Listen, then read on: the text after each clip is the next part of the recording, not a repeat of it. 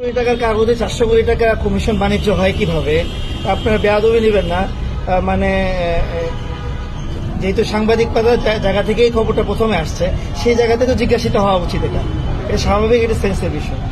যদি অন্য কোনো পরিমাণ আসতো, আবার কিছুদিন আগে আরেকটা রিপোর্ট হয়েছে 28 কোটি টাকার, সেই রিপোর্টের মধ্যে স্বাভাবিকভাবে বাংলাদেশের যে কোনো অঙ্ক জানা ব্যক্তি যদি ওই জায়গাতে হিসাব করে এবং যে তথ্যগুলো ওখানে লেখা হয়েছে সেটাও যে একটা মানে ভুলভাল তথ্য দিয়ে ভরা, এটা একদমই দেখা যাচ্ছে। এই জন্য এগুলো আসলে ভিত্তিহীন সংবাদ, সঠিকভাবে তদন্ত হওয়া উচিত এগুলো। যেহেতু একটা নিরপেক্ষ স্বাধীন প্রতিষ্ঠানের কাছে তদন্তের দায়িত্ব আসছে, আমি আশাবাদী দুদক এখানে সঠিকভাবে তদন্ত করবে এবং ইনশাআল্লাহ পরিপূর্ণ এই ভিত্তিহীন অভিযোগ থেকে আমার দায় মুক্তি হবে।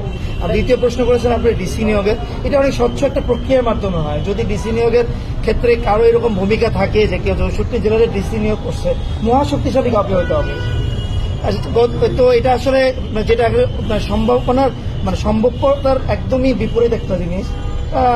যারা বোঝে আর কি এই জিনিসগুলো, তারা হাসে এই ধরনের সংবাদ শুনে আসলে, যেটা আসলে সম্ভবই না। ঠিক আছে, ঠিক আছে, ওকে, থ্যাংক ইউ। একটু যাওয়ার ছবি নিয়ে ভাই, থ্যাংক ইউ, ভালো থাকেন।